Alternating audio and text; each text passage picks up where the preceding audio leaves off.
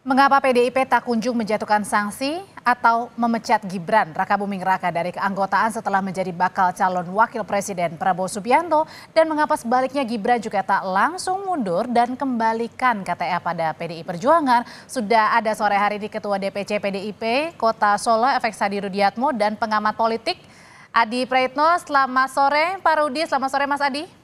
Selamat sore, Mbak.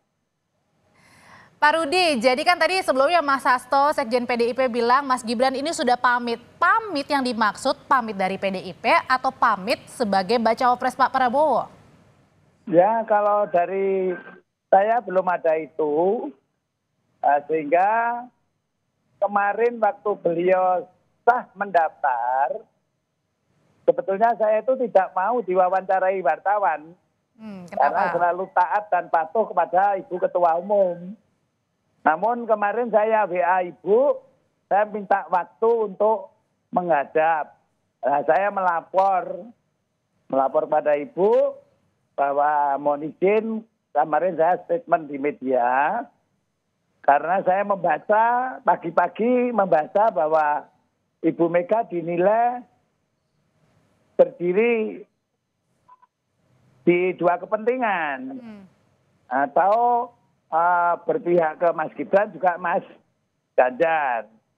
Nah, sehingga dengan seperti itu, karena saya tahu persis tentang Ibu Mega, sehingga Ibu Mega tidak pernah berdiri di dua kepentingan.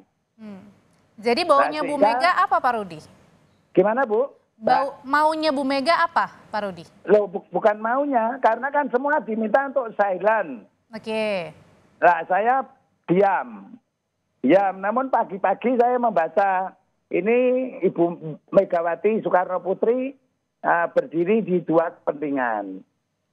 Saya merasa ya agak sakit lah. Kenapa sih ibu saya selalu dijadikan bulan-bulanan? Akhirnya wartawan pada di rumah saya, ya saya ngomong apa adanya.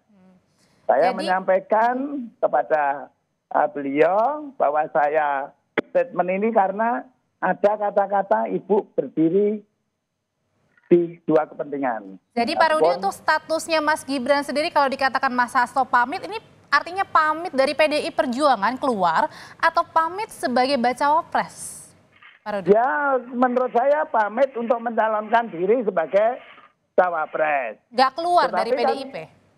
Bentar, ini kan ceritanya panjang. Oke. Kalau Mas Gibran pamit mencalonkan bakal calon wakil presiden dari partai koalisi, sehingga otomatis secara de facto seperti apa yang disampaikan oleh Ketua Dewan Kehormatan Bapak Komarudin Watubun, secara de facto sudah bukan kader PDI Perjuangan. Berakhir PDI Perjuangannya ketika mendaftar sebagai cawapres. Nah, karena Mas Gibran ini wali kota, itu kapasitasnya adalah dengan DPC. Makanya saya menyarankan dengan beliau, alangkah lebih baiknya Mas Gibran dulu datang tampak muka, pulang tampak punggung lah. Serahkan KTA dan menyerahkan surat pengunduran diri, sudah bukan anggota PDI Perjuangan. Itu aja yang kami sampaikan. Pak Rudi, berarti artinya kalau kemarin Mbak Puan bilang Gibran juga sudah bertemu dengan Mbak Puan, pamitan untuk sebagai bacawapres, ini belum sepenuhnya yang diinginkan oleh PDIP ya? Tadi maunya pamitan secara luas dan juga menyerahkan KTA. Ya, kalau Mbak Puan kan ketua DPP, Mbak. Ketua DPP yang Mas Gibran ketika minta KTA itu melalui pengurus ranting, PAC, baru ke DPC. Nah, sehingga setelah ke DPC buatkanlah KTA tanggal 19 September 2019, saya nggak lupa saya. Nah, sehingga setelah KTA jadi, pagi harinya untuk mendaftarkan ke DPD, keluarlah yang namanya rekomendasi. Detik terakhir saya tetap bersikeras Purnomo Teguh, namun karena saya menghormati, menghargai Ketua Umum diberi hak prerogatif, begitu rekomendasinya turun Mas Gibran ke Pak Teguh, saya hanya siap melaksanakan dan memenangkan. Nah, dari situlah saya mengingatkan ke Mas Gibran. Dengan adanya rekomendasi inilah terpilihlah menjadi wali kota.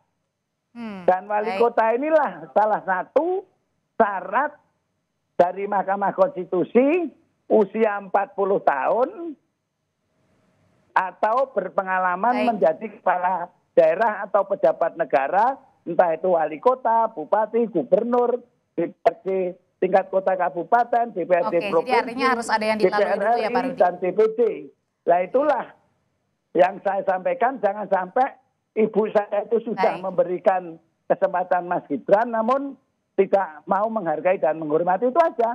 Dan yang lebih penting, jangan sampai Pak Jokowi juga dikatakan berdiri di dua kepentingan. Nanti nih Mas Ganjar masuk ya orangnya Pak Jokowi, kalau Mas Gibran yang menang ya orangnya Pak Jokowi. Sebetulnya enggak. Tahan dulu sampai di situ Pak Rudi. Pilihan presiden kok Mbak, enggak. Kita lanjutin dulu, jangan dipotong. Nah, ini ada Mas Adi juga. Enggak, nanti biar Mas Adi ya, silakan Pak Rudi. Ya, jadi supaya ini dibedakan. Ini pemilihan presiden, bukan pemilihan kepala daerah. Kalau presiden kan kepentingannya kan harus jelas lah. Jangan berdiri di dua kepentingan. Lah saya itu justru malah kasihan Pak Jokowi juga, kasihan Mbak Mega.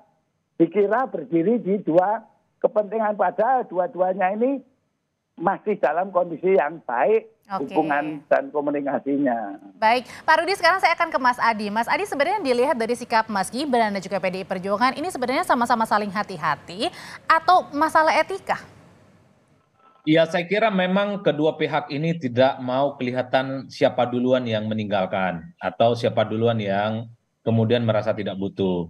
Kalau kemudian tiba-tiba PDIP itu memecat, ada kesan misalnya PDIP lah yang kemudian agak sedikit baper karena tidak membiarkan kadernya yang lain untuk maju di Pilpres 2024. Meski pada saat bersamaan PDIP itu kan sebenarnya sudah on the right track memutuskan secara aklamatif bahwa capres yang mereka usung adalah Ganjar Pranowo.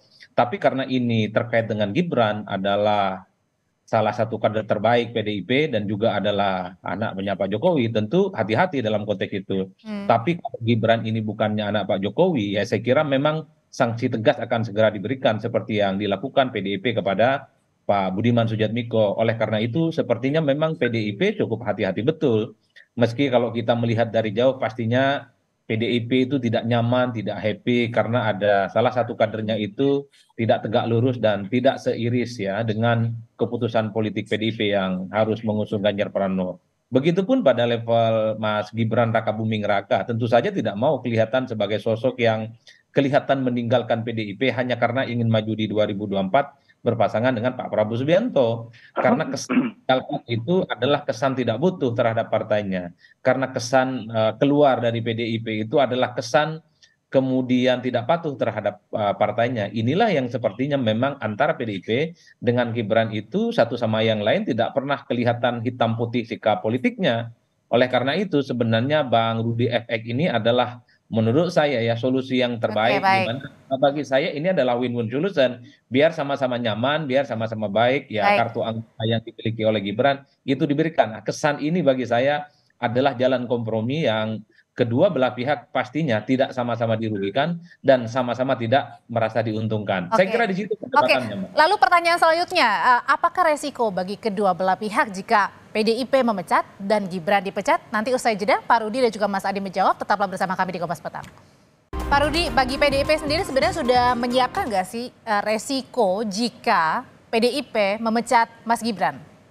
Jadi begini Mbak, kalau saya, karena saya ini bekerja dengan nurani, saya menyarankan kepada beliau. Karena dulu beliau datang meminta sebagai menjadi anggota PDI Perjuangan. Ya kalau datang tampak mukanya, ya pulang tampak punggungnya, itu maksud saya. Jadi kalau Mas Gibran ini jangan disamakan dengan Budiman Sujatmiko. Karena Budiman Sujatmiko itu tatarannya di DPP, jadi sehingga itu urusannya DPP, pecat memecat. Namun kalau saya tidak akan bicara pecat memecat, namun ini etika. Nah itu kalau dulu anak saya yang saya daftarkan ke sana belum tentu diberi rekomendasi loh. Tapi Mas Gibran sudah menjawab nih, katanya mau ketemu segera dengan Pak Rudi. Saya sudah WA ke beliau, mohon izin berkenan saya minta waktu untuk sowan. Itu Jadi Pak Rudi yang minta duluan ya? Iya kan, karena saya sebagai rakyat, dia sebagai wali kota. Oke. Itu, yeah. Udah dijawab sama Mas Gibran? Oh belum dijawab. Cuman dijawab oleh ajudannya, "Oke Pak, siap, nanti saya sampaikan kepada Pak Wali," gitu aja. Kalau misalnya kayak gitu sebenarnya apa yang dilihatnya Mas Adi sendiri? Apa resiko yang dihadapi oleh PDIP kalau Gibran ini dipecat? Enggak, saya kira ini adalah jalan tengah ya, di mana PDIP tidak merasa dirugikan dan Gibran pun juga tidak merasa dirugikan. Karena yang meminta KTA PDIP itu dikembalikan adalah teman-teman di Solo, bukan di DPP. Beda ceritanya kalau kemudian ada pemecatan dari Gibran dikeluarkan oleh DPP, maka sangat mungkin akan ada resistensi ataupun kickback kepada PDIP yang dinilai baper mungkin karena Gibran maju berdampingan dengan Pak Prabowo Subianto. Meski PDIP dalam posisi benar untuk menertibkan kader-kadernya, tapi kondisi politik saat ini kan sangat mungkin ada isu-isu playing victim yang bisa dimunculkan sebagai upaya untuk membangun persepsi positif kepada Mas Gibran dan persepsi negatif kepada Berarti artinya keduanya menjaga persepsi positif itu ya, jangan sampai negatif. Menjaga itu sentimen publiknya supaya tidak negatif baik ke Gibran ataupun tidak ke PDIP. Makanya ketika Bang Rudi ini yang meminta KTE-nya itu diminta, saya kira ini adalah jalan tengah sebenarnya. Dua-duanya tidak merasa dibully, dua-duanya tidak merasa untung, dua-duanya tidak merasa saling ada dirugikan, Mbak. Karena ini murni dilokalisir hanya persoalan partai di Solo dan yang paling penting bahasanya itu adalah mengembalikan kartu anggota, bukan menukar. Ini pas orang Jawa sebenarnya untuk menyelesaikan semua persoalan ini baik-baik saja, komunikatif, apapun beda pilihan politiknya di 2024, itu yang disebut oleh Bang Rudi sepertinya ingin menjaga persahabatan dengan siapapun yang dulu pernah dengan PDIP, kalaupun toh akhirnya di 2024 teman-teman PDIP seperti Gibran itu memutuskan jalan untuk maju dengan yang lain. Saya kira ini suatu atas dan semua menguntungkan semua pihak. Apakah ini juga merupakan bagian dari strategi DPP PDIP juga menimbang pertimbangan ke depan karena Mas Gibran juga sebagai bacawa pres dan kita nggak tahu nih nanti putarannya seperti apa, siapa yang menang. Nah ini apakah ini juga yang dijaga? Ya pastinya begitu ya Audrey, karena saya melihat sekarang kan tahun politik, sekalipun dalam posisi benar ya, pasti bisa menjadi suatu hal yang salah. Misalnya PDIP, selama ini kan PDIP itu kan selalu menertibkan kadernya yang dinilai tidak tegak lurus, tapi dalam konteks Pilpres yang sisanya tinggal 3 bulan lagi, tiba-tiba misalnya DPP PDIP memutuskan memecat Gibran, itu bisa menjadi suatu yang tidak baik, sentimen negatifnya. Begitupun dengan Gibran yang saya lihat di mana suasana hati dan pikiran sudah tak lama, sudah tak sama dengan PDIP, tapi kemudian meninggalkan PDIP dan Gibran punya hak untuk maju, itu bisa menjadi sentimen yang negatif. Ini yang sepertinya memang dijaga betul, baik oleh PDIP ataupun oleh Gibran. Makanya saling tunggu dan saling intip. Kalau sama saling tunggu dan saling intip, maka spekulasinya muncul. Sama-sama main di dua kaki. Jokowi main di dua kaki, PDIP pun main di dua kaki. Tahan dulu sampai di situ, Mas Adi. Bang Rudi ini cukup rasional dan solutif. Semuanya diuntungkan. Dan semuanya tak ada yang dirugikan. Pak Rudi ini udah nggak sabar kayaknya pengen berkomentar, Pak. Ya sama seperti Mas Adi lah. Saya ini hanya memberikan saran. Sehingga karena partai itu punya aturan, karena Mas Gibran kemarin mintanya di DPC ya, saya sangat berharap dengan lagi sangat hormat loh saya sampaikan. Kembalikan KTA itu, kalau kerso ya membuat surat pengunduran diri. Namun kalau sudah tidak, besok saya juga mau sowan ngantar surat itu. Surat permohonan untuk kembalikan KTA. Begini loh masalahnya. Kalau sudah, ini juga saya sayang dengan Mas Gibran. Kalau masih pegang KTA PDI Perjuangan, itu nanti dengan koalisi Indonesia Maju pun juga jangan-jangan ini nanti Mas Gibran itu mata-matai koalisi Indonesia Maju gitu loh. Jadi supaya satu bukan sama-sama aman ya, nyaman ya gitu ya. Iya. Tapi kalau Pak Jokowi sendiri gimana harapannya, pandangannya? Kalau saran saya ini dianggap tidak benar, dibully, ya saya sudah sampai katakan bahwa jadi kader PDI Perjuangan itu memang siap kecewa dan dikecewakan kok. Tidak ada persoalan bagi saya. Tetapi tujuan saya adalah positif gitu aja. Oke, kalau untuk Pak Jokowi, Pak Rudi? Lah untuk Pak Jokowi kan masih sebagai anggota PDI Perjuangan, dia sebagai presiden. Tapi kan anaknya sebagai bacawa pres Pak Prabowo. Gimana? anaknya Mas Gibran kan sebagai bacawa presnya Pak Prabowo, ini gimana ngelihatnya? Saya sudah sampaikan, beliau sudah mempunyai kakak sendiri dan mempunyai hak dipilih dan memilih, punya hak dicalonkan dan mencalonkan. Nah, sehingga tidak ada kata lain kecuali kalau pamitan ya monggo, gitu loh. Oke, jadi kalau Mas Adi sebenarnya dari permasalahan KTA Mas Gibran ini akan berakhir dengan anti klimaks, artinya tidak ada konflik yang terang-terangan terbuka antara PDIP dan juga Mas Gibran? Saya kira opsi untuk mengembalikan kartu anggota PDIP Mas Gibran ke Pak Rudi misalnya, ini kan dilokalisir persoalan Gibran hanya sebatas keanggotaannya di PDIP di Solo. Bagi saya ini anti klimaks minimal, tidak ada letupan-letupan menghadapi Pilpres di putaran pertama. Saya nggak tahu kalau nanti terjadi ada putaran kedua, karena kemungkinan akan ada putaran kedua mengingat poros politik yang bertanding di 2024 itu 3 calon, Audrey.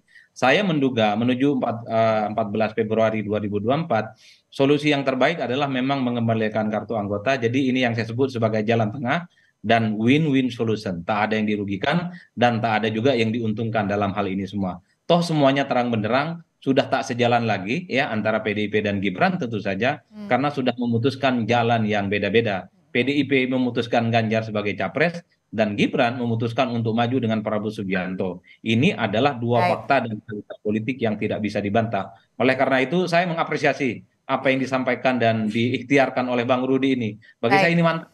Nah, minimal menghentikan huru hara yang bisa dikurangi resistensinya menuju 2024. Oke, Mas Adi Praetno terima kasih, Pak Rudi terima kasih sudah berbagi waktunya di Kompas Petang, sehat selalu. Ya, terima kasih Pak.